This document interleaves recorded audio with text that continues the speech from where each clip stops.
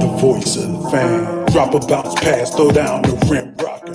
Lay up off the glass right past the shot blocker. I follow through like Kobe's is money. You can cash it. For news on LA hoops, come over to Beach Basket. Up to date sports, post game reports, debates and play by play coming straight off the court. The voice of the fan making noise, causing havoc. Zone the man up, you can ask Peach Basket. The Peach Basket. Coming soon on air, the Peach Basket, where the news begins. We're dropping news like we're in the stands. Creative views from the average fans. The Peach Basket, the Peach Basket. All right, we're back. It's been a while. We had a week off. And part of that reason that we took some time off was because we wanted to make the best possible show we could for you. We're so grateful that you take time out to listen, and we just want to make it good. I mean, that's the whole purpose of this. And so we took some time to do that. And we're back hoping that things are a little more entertaining, a little more interesting, a little shorter, a little more concise. We are Peach Basket. We're a site dedicated to professional basketball. In shows previous to this one, you would see me along with a co-host, and we would talk basketball. And I love that. There's nothing wrong with it. It just wasn't exactly what I wanted. We have got a group of really talented lead writers covering 17 of the 30 NBA teams right now throughout the United States. And it just made sense to give them a voice, to give them an opportunity, as opposed to just one other person. So that's what we're going to do tonight. I'm real excited to do this. What we're going to do in NBA Week in Review. This is Run It Back NBA Week in Review. Should have started with that. I'm not a great marketer. I'm good at doing what I do. I'm figuring the rest of this stuff out as I go. What we're going to do is we're going to run it back. We're going to take a look at the week in review, and we're going to call out some lead writers from some of the teams that we cover, specifically the Sacramento Kings, the San Antonio Spurs, and the Florida teams, the Heat and the Magic. So we've got lead writers from each of those areas covering each of those teams, and they're going to tell us what happened for their team this week. Kind of cool. That's exactly how I wanted this to be, and let's see how it plays out. First thing we're going to do, because we're super, super high tech, if you look, we've got right there, we got the United States. We're going to drop a pin, hopefully. Things never work out the way you want them to, do they? The pin isn't dropping. All right. Well, if it doesn't work, I'll figure it out a little bit later. But if you could imagine a pin dropping right in the center of Sacramento downtown, not anywhere near San Luis Obispo, but right in the middle of downtown Sacramento, that was the intent. Let's bring in Ryan. He's the lead writer covering the Sacramento Kings, and he's going to talk to us about let's see. We want to keep that going. There we go. He's going to talk to us about the Sacramento Kings. Give us the Kings. Brian, how are you? We're going to give us the Kings recap. Is it better no pin than the wrong pin, or? I think it's better no pin than the wrong pin. And I'll tell you honestly that I got the same. I got the same grief with Florida. I messed that up too. We're going to Florida next, but you're up now. I'm going to see if I can go on mute and kind of tinker with this, see if I can get that pin working. But tell us about the Kings. They had, they've had an up and down season. It's been an up and down week. Give us the Kings recap. Yeah, it has been an up and down season. Well, they went into the All-Star break having lost a very large amount of games in their last 10 or 15. At one point, they'd lost 9 in a row, and a good chunk of that was a 6-game road trip or 6 or 7-game road trip. And then headed into the All-Star break, they managed to pull away 2 out of 4. So they're starting to correct some of their mistakes. And then they had the All-Star break, and then they came into this week and went home to face the Rockets, a team that also is not very good at the moment. So it was kind of anybody's game at that point. Oh, hey, there's the pin. It was kind of anybody's game at that point. And the Kings seemed to come out with a lot of energy. They we're scrapping for the ball. One of my biggest beefs with De'Aaron Fox, who's pretty much the star of that team now, and who I've gained a lot of respect for over the last couple weeks, started playing like I think he should be playing. Not that I know any better than he does, but one of his main problems before was that I thought he was way too over aggressive with the ball. I thought he would take it down into the paint with way too much time on the shot clock. And coming into the game in Houston, or not in Houston, but with Houston, he, was moving the ball around. He was dishing it out. He was taking it down the lane when it needed to be taken down the lane. So in the Houston game, they won. They kicked ass. They took names. They were able to come away with a 20-point win, which astounded me. No, they played good, and they got a lot of I think the key to the Houston game is that they got a lot of scoring across the table. So all 5 starters ended up in double figures. 4 of them ended up with 20 or better points. De'Aaron Fox himself ended up with 30 points. So they pulled that one out. And so going into tonight's game against the Hawks, I'm like, man, I think they got it figured out. Hopefully they can keep that ball rolling. And they did for about a quarter. Right. And then after that, they fell apart. They fell back into their old habits, which included both being over aggressive with taking really ill-advised shots, making really bad passes, turning the ball over a lot. Yeah.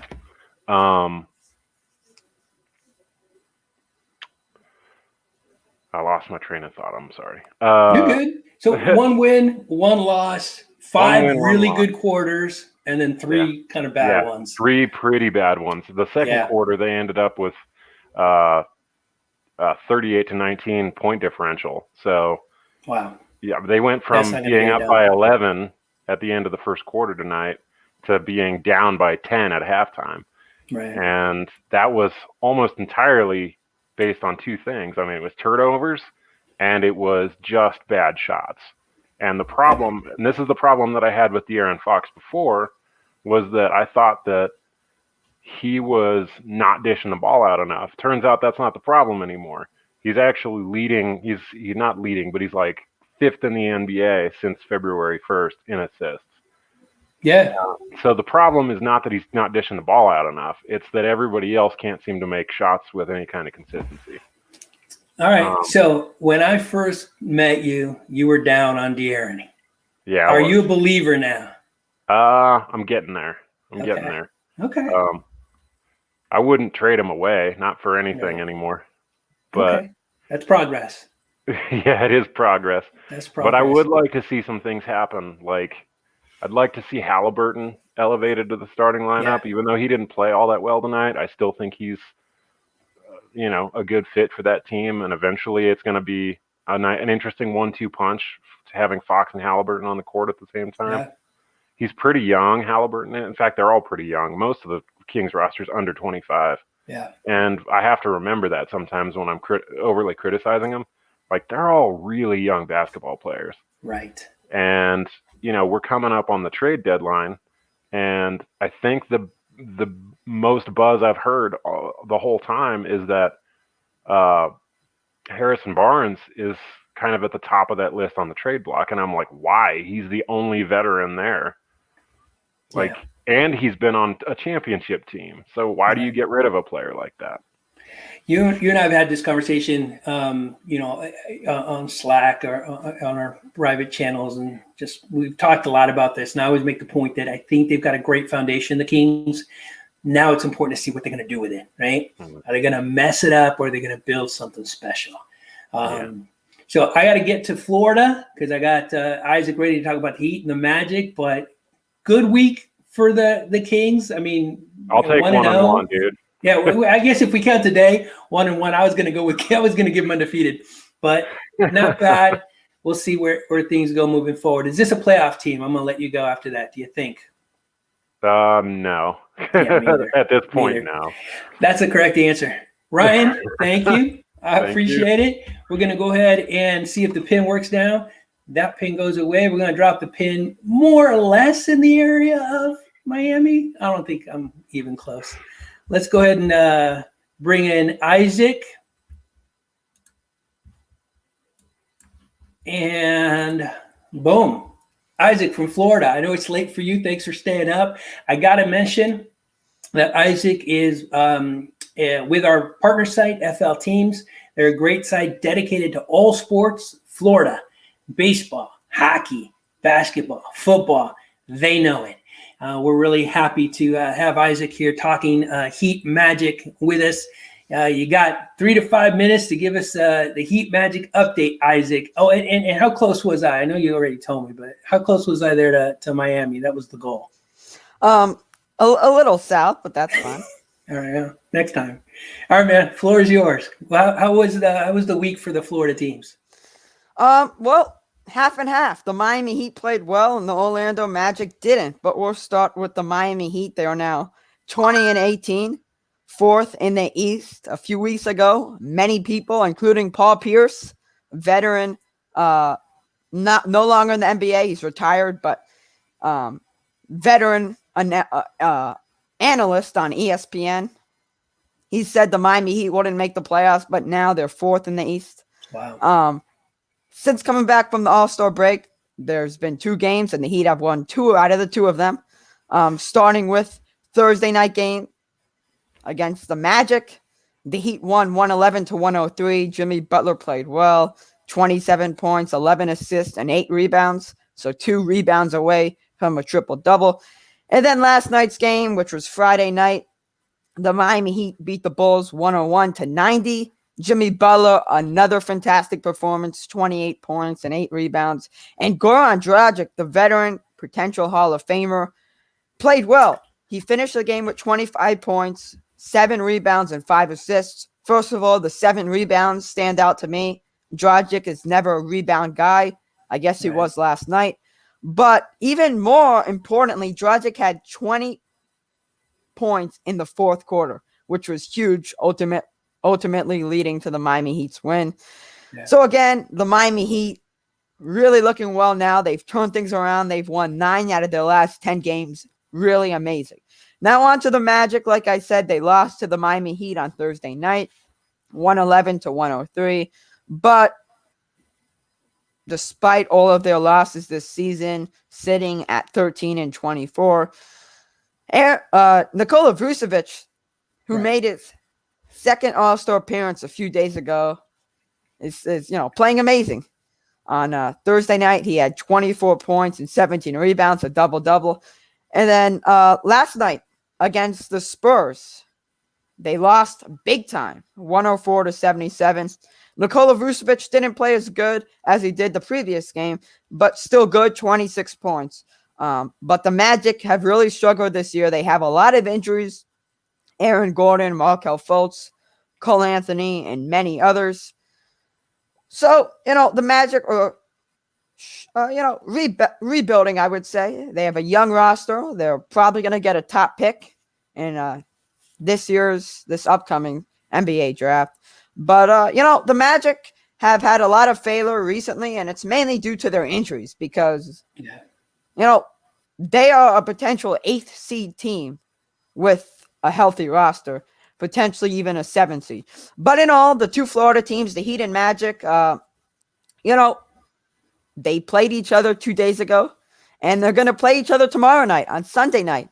So we'll look forward to that. But the Heat looking really well. 2 games over 500. And, I know they've been doubted a lot this season, but no one's going to doubt them anymore. Eric Spoelstra has turned them around. And, 4th in the East. Something to brag about. Rapid fire. 2 questions for you. Question number 1. And you can answer them both after I ask you both. And just rapid fire, quick question, or a quick answer rather. Number 1 question. Are the Miami Heat going to get back to the Eastern Conference Final this season? And question number 2 is Vucevic ending the season with the Orlando Magic? Go. The first question, yes, the Heat are going to make it back. Okay. And you said the East Finals, not the NBA. Yeah, Finals. Eastern So Conference Finals. Yeah. I'm definitely saying yes to the East Finals. And then for Nikola Vucevic finishing the season with the Magic, I say yes. I know there's a lot of Really? trade rumors, but to quickly state the point, the Magic are a playoff team with a fully healthy roster, including Right. Nikola Vucevic. Right. Yeah, interesting. I think most people would say no to Miami making the Eastern Conference Final, and Vucevic is absolutely gone. But you make great points, and everything I've heard about the trades that are being offered, Matt, this is a good player, and it's not going to be easy to get him. You're going to have to give up a lot to get a lot. So outstanding. I appreciate the recap, Isaac. Thank you. Next time I'll make sure to get that pin closer to Miami. We're now going to go to the center of the country and get an update on the team that the Heat just beat, right? The San Antonio Spurs. We're going to talk to Renee. All right, Isaac, thank you. I didn't have to remove you. He removed himself. You have to show me how to do that. We're still figuring things out here. Renee, thank you for coming. Thank you for being here. Renee, good evening. And forgive me, I should actually know this, but you are in San Antonio. Am I right? No, I'm a little bit south of San Antonio. Okay. All right. Yeah, I'm not so in the city. But the pin, I got pretty darn close to San Antonio. Yeah? Yeah, that's endangering the Alamo where you put it. That's all right. I'll take it. Pretty That's much there. the heart of San Antonio. Yeah. So I'm 1 for 3. That's That's not bad. That's not bad. Mm-hmm. We definitely want to talk about the Spurs week. That's what we're doing here. We want to run it back and see how, the state of the Spurs. But I know that you wanted to share some Spurs news as well regarding one of their, great power forwards. So I'll leave it to you. Give us the Spurs update.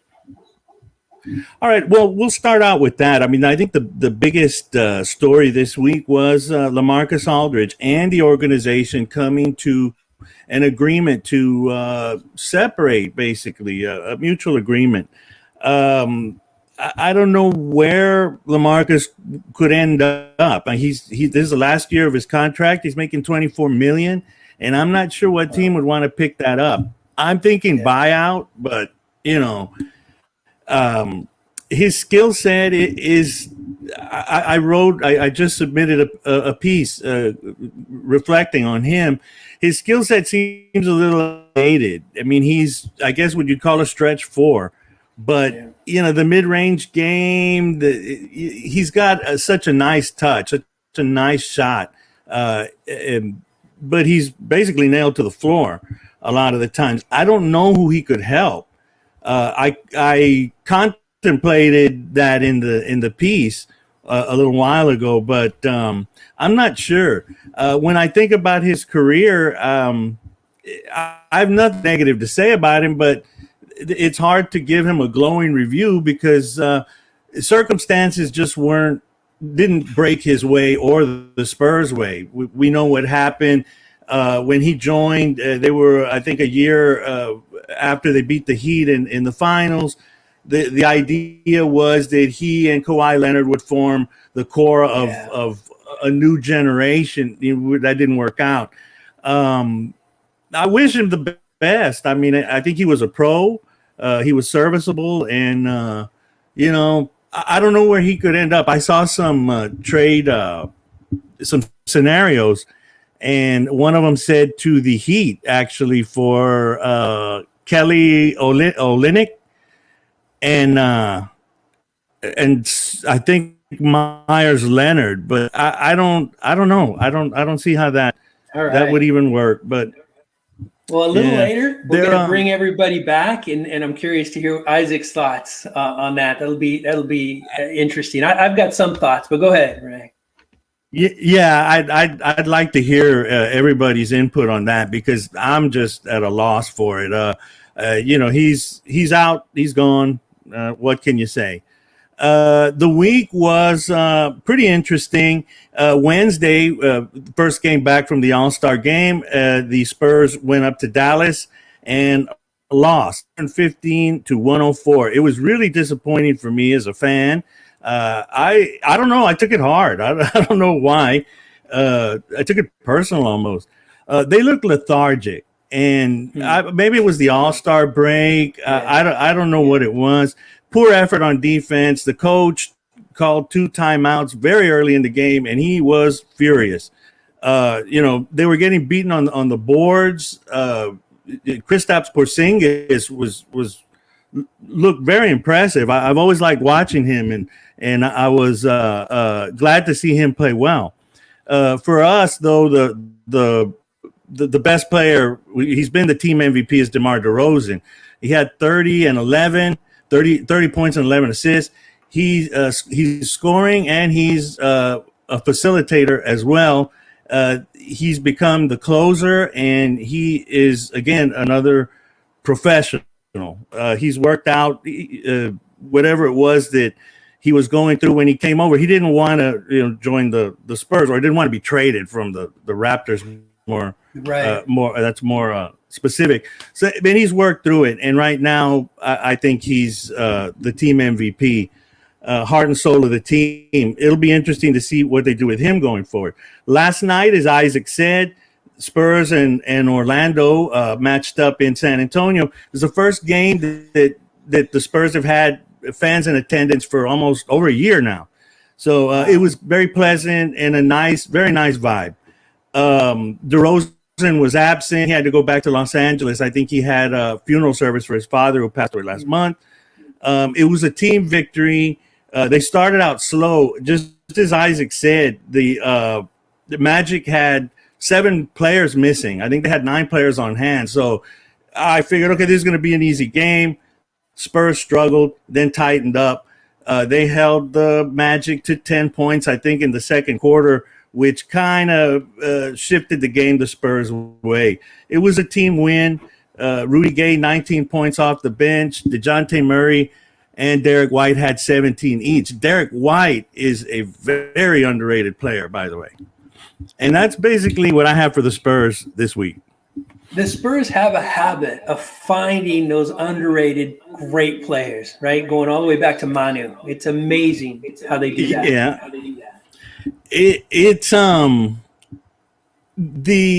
know that the young players, DeJounte Murray and I believe Lonnie Walker, expressed that they know when they come in, they have to work, and they're putting in that work. And it's, it goes back to the article I wrote earlier this week about Greg Popovich. He set the culture there, and the players buy into it. I mean, I don't know how Patty Mills has lasted this long in the NBA. I mean, It's, and he's great. I love him, but it's, I don't know how he's still there. No, I got you. It's going to be interesting. The one constant in San Antonio has always been Pop, and you wrote a great article about that not too long ago. Let's bring in everybody else. Welcome back, Isaac. Welcome back, Ryan. We're going to go ahead and remove the map here for a minute. Hello again. Hey again. This is the show. This is what I want. This is what I really enjoy. We've got a group of almost 30 writers. Isaac has got 30 writers. I know we've got a team, together. And then when we add our other partner statement games, and we probably got 100 people we could pull into this. And we are fans, first and foremost. We know the game. We watch the game. We're passionate about our teams. And that's exactly what I want this to be, just a time for us to share and to talk hoop. So today it was San Antonio, it was Sacramento, it was the Miami, Orlando teams. Hopefully next week we'll get other people involved. I know that Jay, who covers the Lakers for us, hopefully he's watching, was a little cautious, didn't want to be the guinea pig, and I get that. So now that we've done it, hopefully Jay jumps on next week and talks Lakers ball with us. One thing I wanted to mention before we take off, Isaac, you heard it. Renee is hearing about a potential trade between your two teams. Do you give up Olynyk and Miles Leonard for LaMarcus Aldridge? I mean, that sounds like a no-brainer to me. What do you think? Yeah, so I am writing a piece on this currently. I'll give a little. Oh, no way. Okay. I have 3 main points to discuss quickly in under a minute. First, a low risk, high reward. According to Bleacher Report, maybe he mixed it up a little bit. This is a projection, right? Mhm. The Spurs could be asking for different pieces. The Miami Heat could be asking for someone in addition to Aldridge. But according to Bleacher Report, the hypothetical trade was the Spurs receiving Iguodala and Kelly Olynyk. So instead of Myers Leonard, Iguodala. And then the Heat receiving LaMarcus Aldridge. So that's definitely low risk, high reward. Second point I was going to discuss, Mhm. perfect offensive fit alongside Bam Adebayo. You have Bam Adebayo and LaMarcus Aldridge besides each other. You're not going to have opposing teams score that many points in the paint. And then the third point I wanted to discuss is playoff experience. Playoff experience matters, and especially for a Heat team that's going to make the playoffs. That's key. Obviously, Aldridge, an NBA veteran on the Spurs, a team that's made the playoffs for many years. LaMarcus Aldridge has played against the Heat in the playoffs. But really the main point, low risk, high reward. Nice. If that's the case, Olynyk and Iguodala for Aldridge, Olynyk kind of replaces Aldridge for the Spurs, and for the Heat, Aldridge replaces Olynyk. So it's kind of a switch, a switch. And Iguodala is another veteran, getting older, but I think either way, if this trade happens, I feel like there's no way the Spurs win the trade, no matter what team Aldridge goes to. But I do think the Heat are one of the front runners to get and land Aldridge. Yeah, we'll see how it goes. NBA trade deadline coming up. March 25th. It's always a fun time of year. Generally, what we hear is exactly what doesn't happen. That's just the way it works. The rumors are always louder than the actual trades. We'll see how it plays out. This has been NBA Week in Review. We meet every Saturday at 8 o'clock Pacific. We might make some changes. We're certainly going to keep this format. I like it. We want to end with the highlight of the week, but we don't have it ready this week, so we'll try and do that next week. We made the point, I was telling the guys before, this is the worst show we're going to do. We're going to get better from here on out, and I'm excited to be on that ride with each of y'all. Thank you, Renee. Thank you, Ryan. Thank you, Isaac. We'll talk again next week. Thank you. Thank you. Thank you.